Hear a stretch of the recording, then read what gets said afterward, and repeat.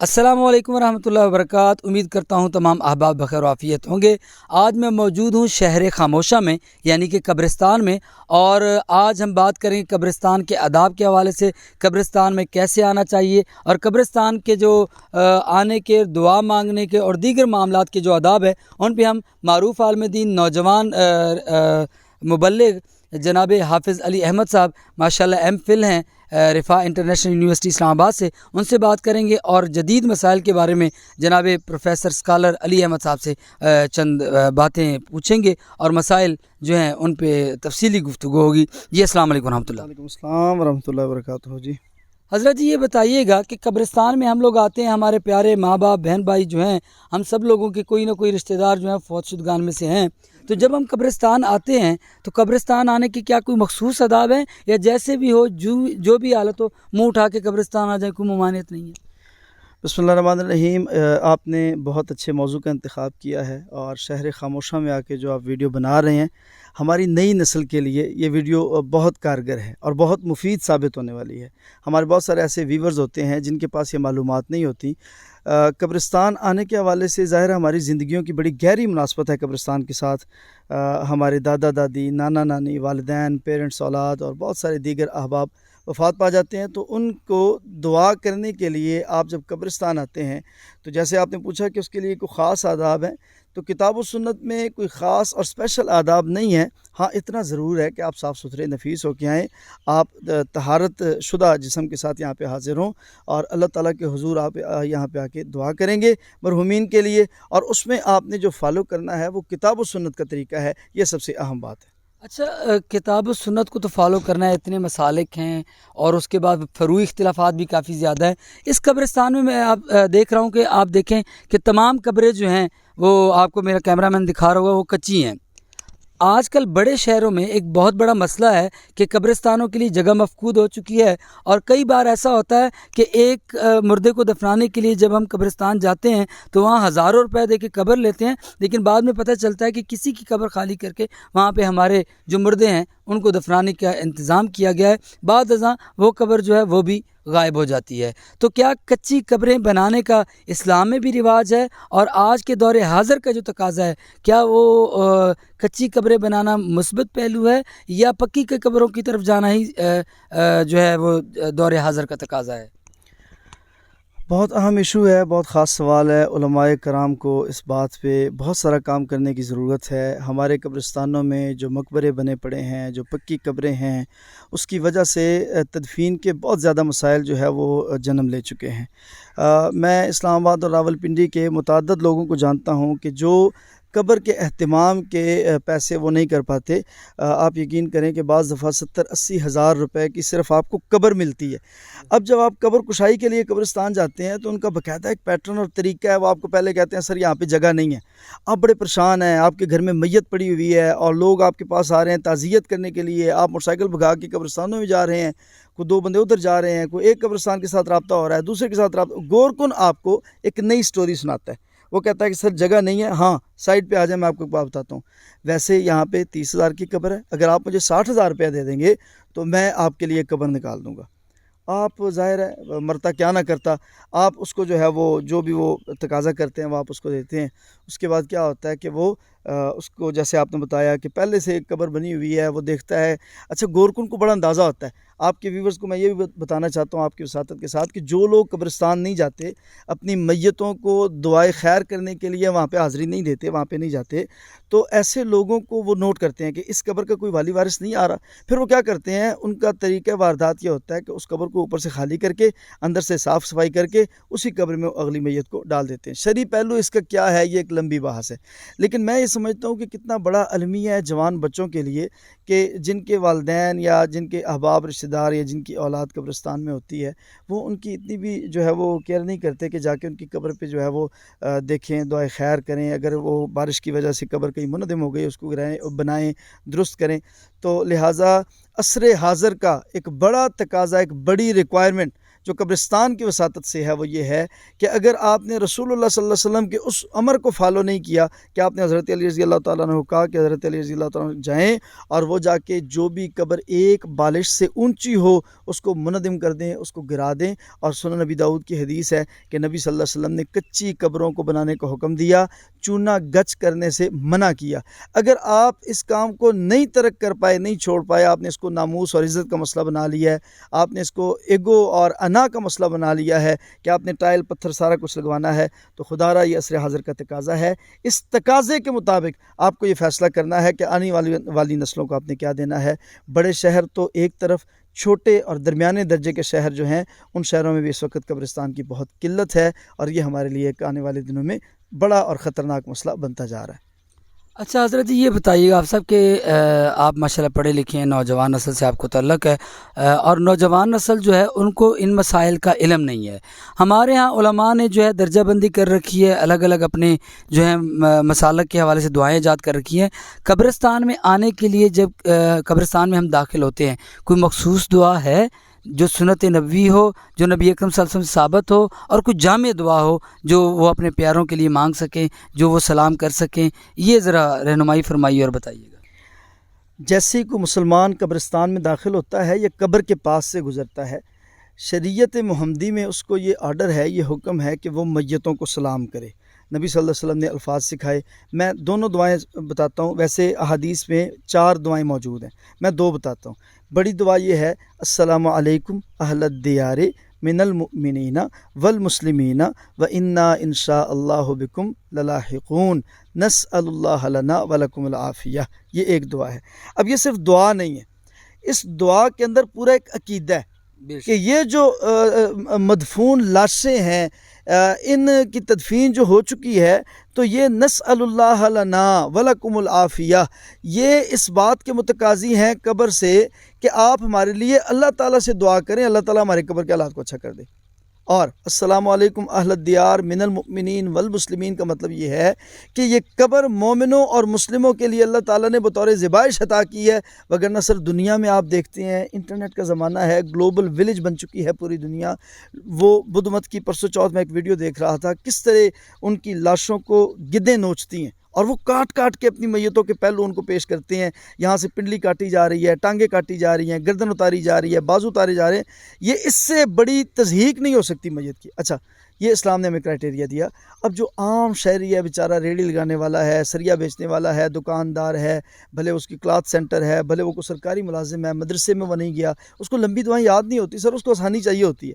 آپ اس کو بہترین رسول اللہ صلی اللہ علیہ وسلم کے جو الفاظ ہیں وہ یہ ہیں کہ السلام علیکم یا اہل القبور. آپ یہ دعا پڑھیں. یعنی یہ دعا بھی کر سکتے ہیں، اس میں کوئی حرج نہیں. سر مسنون دعا ہے، سنت سے ثابت ہے. آپ یہ دعا کریں پھر بھی آپ کو وہی اجر ملے گا، آپ وہ دعا کریں پھر بھی انشاءاللہ آپ کو. ایک اور بہت ضروری سوال کہ ہم لوگ جو ہیں جب قبرستان میں جاتے ہیں تو کسی کا والد فوت ہوا ہے، کسی کے دادا دادی فوت ہوئے، کسی کے ننیال میں سے کوئی فوت ہوا ہے، کسی کا بچہ فوت ہوا ہے، کسی کی بچی فوت ہوئی ہے، تو وہ جا کے صرف مخصوص قبر پہ ہی دعا کرتے ہیں، اور وہ اپنے مردے کے لیے، اپنے فوت شدہ کے لیے دعا مانگتے ہیں اور وہاں سے واپس چلے جاتے ہیں. یا 3-4 قبریں تو مخصوص قبروں پہ جا کے دعا مانگی جاتی ہے. کیا مخصوص قبر پہ جا کے وہیں دعا مانگنی چاہیے، یا قبرستان کے جو یہاں پہ جو مدفون لوگ ہیں تمام کے لیے، کلہم کے لیے دعا مانگنا بھی مناسب عمل ہے؟ کیا اسلام اس بارے میں کیا کہتا ہے؟ پہلی بات تو یہ ہے کہ یہ ظرف پہ ڈیپینڈ کرتا ہے کہ آپ کا ظرف کیا ہے. اسلام نے جو کانسیپٹ مسجد کا دیا ہے، جو شریعت کا دیا ہے، جو اذان اور نماز کا فلسفہ دیا ہے، یہ سارا فینومینا اس بات پہ بیسڈ ہے کہ آپ ایک قوم ہیں. یا ایھا الناس اعبدوا ربکم الذی خلقکم. یہ پوری کائنات جو ہے اس کا ایک رب ہے، یہ سارے اس کے بندے ہیں. آپس میں ایمان، اتحاد، محبت کو قائم رکھنا، یہ اسلام کی بڑی خوبصورتیوں میں سے ایک خوبصورتی ہے. جب آپ قبرستان آتے ہیں آپ کو جتنی میتیں نظر آتی ہیں. اچھا، میں یہاں پہ ایک چھوٹی سی بات پہلے وہ عرض کر دوں کہ کتنے ہمارے ساتھی ہیں جو عمرے پہ جاتے ہیں، بقیع الغرقد جاتے ہیں. سر وہ اس کو بقیع الغرقد کو وزٹنگ پلیس سمجھتے ہیں، وہاں پہ وہ دعا نہیں کرتے. میں عمرے پہ گیا، میرے لیے بڑا ایک شاکنگ جو ہے وہ سین تھا کہ میں نے دیکھا لوگ آ رہے ہیں سر اس طرح کر کے گھوم کے جا رہے ہیں، وہ دیکھ رہے ہیں، وزٹ کر رہے ہیں، اجی آئے قبرانی جی، او قبرانی جی، ادھروں داخل ہو گئے، ادھروں دی نکل گئے نے. حالانکہ چاہیے کیا تھا کہ بقیع الغرقد میں آپ نے جا کے ان کے لیے دعا کرنی ہے، اور آپ نے دیکھنا ہے کہ یار یہ کتنا خوبصورت اور صاف ستھرا نفیس قبرستان ہے، اس میں کوئی قبر پکی نہیں ہے. اور آپ نے یہ دیکھنا ہے کہ آپ اس قبرستان میں جیسے آ کے ان تمام لوگوں کو نہیں جانتے اور تمام لوگوں کے لیے دعا کر رہے ہیں. اسی طرح جب آپ اپنے گاؤں کے، شہر کے، محلے کے، علاقے کے، قصبے کے قبرستان میں جائیں گے، وہاں پہ جا کے آپ تمام میتوں کے لیے دعا کریں گے. آپ جب جنازہ پڑھاتے ہیں تو آپ صرف میت کے لیے دعا کرتے ہیں، اللہم اغفر لحینا و میتنا و شاہدنا و غائبنا. وہ بندے جو جنازے میں آ گئے یا اللہ ان کو ہی معاف کر دے، جو جنازے میں نہیں آ سکے ان کو ہی معاف کر دے. یہ کانسیپٹ ہے جو اسلامک کانسیپٹ ہے. تو آپ نے تمام میتوں کے لیے دعا کرنی ہے. یہ آپ کی اعلیٰ ظرفی ہے، یہ آپ کے لیے بھی اجر ہے اور مرحومین کے لیے بھی اجر ہے. اچھا آپ سب ویڈیو لمبی ہو رہی ہے، مختصراً میں بات کو سمیٹتا چلوں. کچھ لوگ قبرستان میں آتے ہیں، قبرستان میں اپنے پیاروں کی قبر پہ بیٹھ کے وہیں پہ تلاوت کرتے ہیں، مخصوص سورہ، مخصوص آیات وہ تلاوت کر کے وہاں دعا مانگ کے چلے جاتے ہیں. کیا قبر کے اوپر بیٹھ کے وہیں دعا مانگنا اور ان کے لیے قرآن خوانی کرنا ضروری ہے، یا گھر بیٹھے اپنے آفس میں بیٹھے دعا کریں یا ان کے لیے کوئی صدقہ کریں، کوئی خیرات کریں، ان کے لیے کچھ پڑھیں تو وہ بھی ان کو پہنچ جاتا ہے؟ یہ بھی ذرا نوجوان نسل کی رہنمائی کر دیں. سیٹسفیکشن کے لیے بہترین بات تو یہ ہے کہ اگر آپ قبرستان آئے ہیں تو ظاہر ہے آپ نے دعا سب کے لیے کرنی ہے، لیکن اپنے والد مرحوم یا والدہ مرحومہ یا جو آپ کی میت ہے، آپ اس کی قبر پہ کھڑے ہو کے دعا مانگیں. ہاں، دعا میں سب کو شامل کریں. سیٹسفیکشن اور اطمینان اس بات میں ملتا ہے کہ میں یہ اپنی قبر کے سرانے کھڑا ہوں یا اس کے پیروں والی سائڈ پہ کھڑا ہوں، تو لہٰذا میں اس کے لیے دعا کر رہا ہوں. دوسری بات یہ ہے، دوسرا پہلو یہ ہے کہ قرآن کریم پڑھنا ہمارے بالخصوص یہ پاکستان، انڈیا ہو گیا، بنگلہ دیش ہو گیا، مالدیپ ہو گیا، ان علاقوں کے جو لوگ ہیں، ایشیائی ممالک میں بالخصوص یہ چیز پائی جاتی ہے.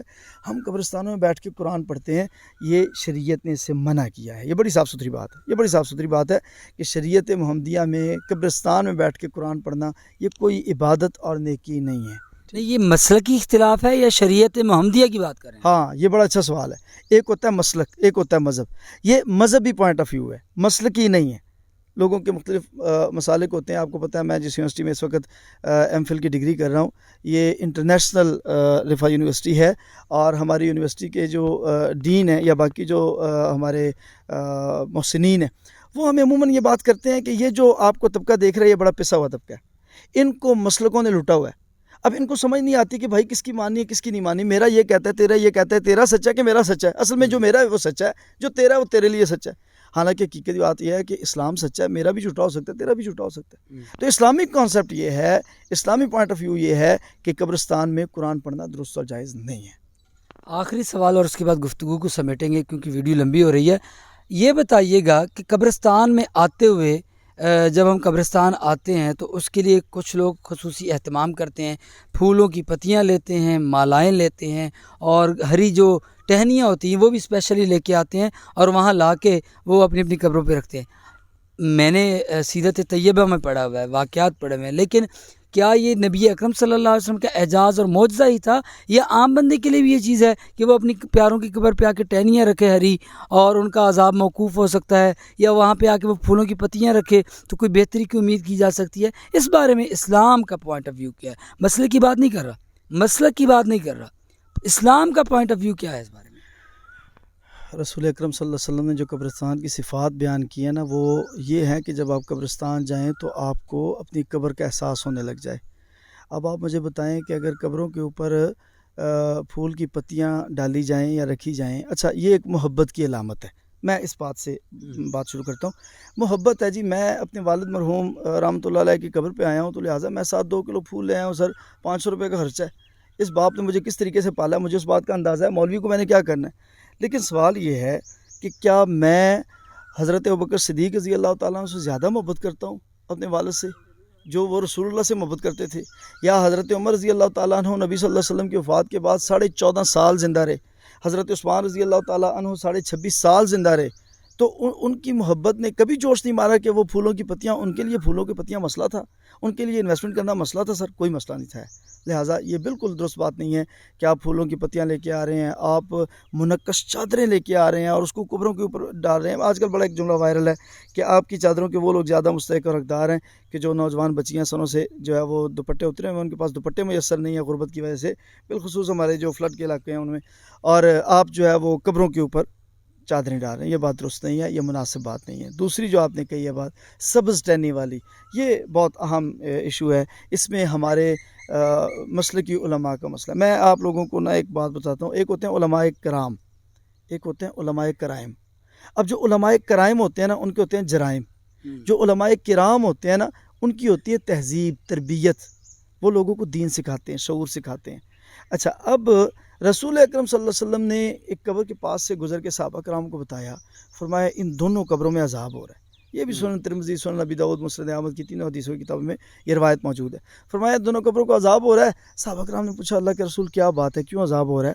بتایا گیا کہ اصل میں نا اس میں ایک جو قبر میں بندہ لیٹا ہوا ہے وہ پیشاب کی چھینٹوں سے نہیں بچتا تھا۔ یہ جو ہمارے ویورز ہیں جو دیکھ رہے ہیں، نوجوان بچے بچیاں میں دیکھ رہے ہیں، بھائی دوست دیکھ رہے ہیں، آپ جس عمر میں بھی ہیں، آپ پہ یہ پابندی لاگو ہے کہ آپ طہارت کا بھرپور خیال رکھیں، آپ نجاست سے بھرپور بچیں، اور جنات کی سب سے زیادہ جو محبوب ترین جو صفات ہے کسی بندے میں سے، وہ جو خوبیاں کیٹیگوریکلی چیک کرتے ہیں ان میں سے یہ چیک کرتے ہیں کہ ان کو گندا بندہ چاہیے ہوتا ہے جو نجاست سے نہیں بچتا، جو طہارت سے مطلب نہیں بچتا، طہارت کا خیال نہیں کرتا، اہتمام نہیں کرتا۔ اچھا، اب اس پہ میں یہ کہنا چاہتا ہوں کہ نبی صلی اللہ علیہ وسلم نے بتایا پیشاب کی چھینٹوں سے نہیں بچتا تھا، اسی طرح آپ نے دوسرے کے مسئلے میں بتایا۔ اچھا، پھر آپ نے کیا کیا، ایک سبز ٹہنی اتار کے آپ نے قبر کے اوپر لگا دی۔ آج ہمارے علماء، مشائخ، عام لوگ جو اس طرح کے مسائل بیان کرتے ہیں، علماء کرائم میں نے ذکر کیا، یہ وہ لوگ ہیں جو بیان کرتے ہیں کہ جی سبز ٹہنی لا دیو تو لہٰذا عذاب ٹل جاتا ہے قبر دا، چونکہ نبی صلی اللہ علیہ وسلم نے فرمایا کہ جب تک یہ ٹہنی ہری رہے گی لہٰذا قبر میں تھوڑا سا سکون رہے گا۔ اب ایک رسول اللہ صلی اللہ علیہ وسلم کے ہاتھ ہیں جو آسمان کی طرف اٹھے تو چاند دو ٹوٹے ہو جاتے ہیں، سبحان اللہ۔ ایک رسول اللہ کا چہرہ ہے جو آسمان کی طرف اٹھتا ہے تو اللہ تعالیٰ قبلہ چینج کر کے رکھ دیتا ہے، ایک مولوی کا ہاتھ ہے جو جس کے اوپر پڑ جائے اس کا بیڑا دھل جاتا ہے۔ تو لہٰذا یہ بہت غلط بات ہے، یہ نبی صلی اللہ علیہ وسلم کا خاصہ تھا، آپ کی اسپیشیلٹی تھی جو عام بندے کی نہیں ہے۔ یہ معجزہ نبی صلی اللہ علیہ وسلم کو زیبا تھا، عام بندہ اس طرح کرے نہ کرے اس سے کوئی فرق نہیں پڑتا۔ ہاں، خود اپنی قبروں کے لیے اچھی تیاری کریں اور اپنے مرحومین کے لیے پازیٹیو ویز میں دعائیں مانگیں، اللہ تعالیٰ ہم سب کا حامی و ناصر۔ کوئی ایک چیز آخر پہ، کوئی ایک فکرہ ایسا، کوئی ایک چیز ایسی جو قبرستان کے وزٹ کرنے والوں کو، اپنے پیاروں کی طرف آنے والوں کو، اور قبرستان پہ جو قبرستان میں اکثر آتے رہتے ہیں یا جو کبھی کبھار بھی آتے ہیں، ان کو آپ نصیحت کرنا چاہتے ہیں، کوئی ایک ایسا فکرہ؟ میں یہ سمجھتا ہوں کہ میں جب بھی اپنے گاؤں جاتا ہوں تو میں اپنے والد گرامی کی قبر پہ حاضری دیتا ہوں تو میرے دل میں ایک بات ہوتی ہے کہ یار میرے والد نے نا مجھے اس دن کے لیے تیار کیا تھا، آج قربانی کا موقع ہے۔ اب میں آیا ہوں نا، گرمی ہے، سردی ہے، دھوپ ہے، چھاؤں ہے، میں تھکا ہوں نہیں تھکا ہوں، میں نے اس کی قبر پہ جانا ہے یار، میں نے اس بندے کو ثبوت دینا ہے کہ تو نے جو انویسٹمنٹ کی تھی نا وہ ضائع نہیں گئی، یہ تمہاری قبر پہ کھڑی ہے۔ حدیث میں آتا ہے، مشکوٰۃ شریف کی حدیث ہے، نبی صلی اللہ علیہ وسلم فرمایا جب آپ کسی میت کے لیے دعا کرتے ہیں، میت فرشتوں سے سوال کرتی ہے یہ میرا لیول اپ ہو رہا ہے، یہ خیریت ہے، قبر کشادہ ہو رہی ہے، یہ کیوں ہو رہی ہے، خیریت ہے؟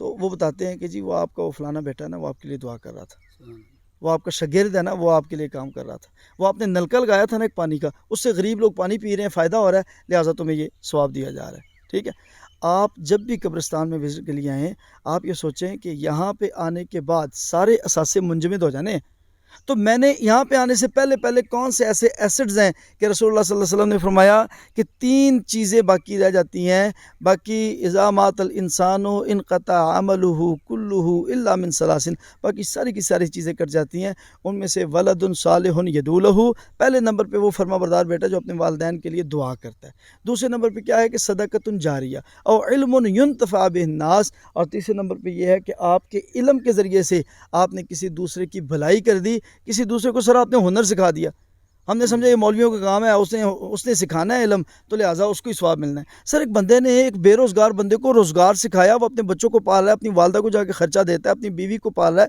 سر وہ رزق حلال کما رہا ہے، اس کے لیے انشاءاللہ قبر میں ثواب ہی ثواب ہے۔ تو یہ 3 کام جو ہے نا، ان میں سے کسی نہ کسی میں لازمی کوشش کریں تینوں میں ہو جائے، کوشش کریں کسی ایک کو جو ہے وہ پکڑ لیں اور اپنی آخرت کی تیاری کر لیں۔ جی ناظرین، بہت شکریہ، آپ نے ہماری یہ طویل گفتگو جو ہے اور طویل جو ویڈیو ہے وہ دیکھی۔ قبرستان کے آداب کے بارے میں ویڈیو بنانے کا خیال اس لیے آیا کہ ہم تمام لوگ کسی نہ کسی طریقے سے اسی قبرستان میں ضرور آئیں گے، ہمارا آخری مدفن، ہماری آخری رہائش گاہ، ہمارا آخری پیلس یہی ہے، تو ہم اس پیلس میں آنے کے لیے خود بھی تیار ہوں اور اپنے آنے والی نسلوں کو، اپنے بہنوں بھائیوں بچوں کو بھی قبرستان میں آنے کی تربیت دیں، آداب سکھائیں اور انہیں قبرستان میں آنے کے لیے ذہن سازی کریں تاکہ وہ ہمارے ہمارے یہاں آنے کے بعد، یہاں ٹرانسفر ہونے کے بعد، یہاں شفٹ ہونے کے بعد وہ بھی یہاں کا وزٹ کریں اور ہمارے لیے دعائیں کریں اور ہمارے لیے اہتمام کریں، تاکہ ہمیں بھی جب ہم اس قبر میں آ جائیں، جب ہم من و مٹی کے نیچے ہوں تو ہمارے لیے ثواب پہنچتا رہے، ہمارے لیے وہ نیکیاں کرتے رہیں، اور ہمیں اللہ تعالیٰ اس کے ذریعے جو ہمارے فوت شدگان ہو چکے ہیں، فوت شدگان ہے یا جب ہم فوت ہو جائیں گے تو ہمارے لیے آسانیاں پیدا ہوتی رہیں۔ اسی کے ساتھ اجازت چاہوں گا۔ آپ تمام احباب کا بہت بہت شکریہ۔ اللہ حافظ۔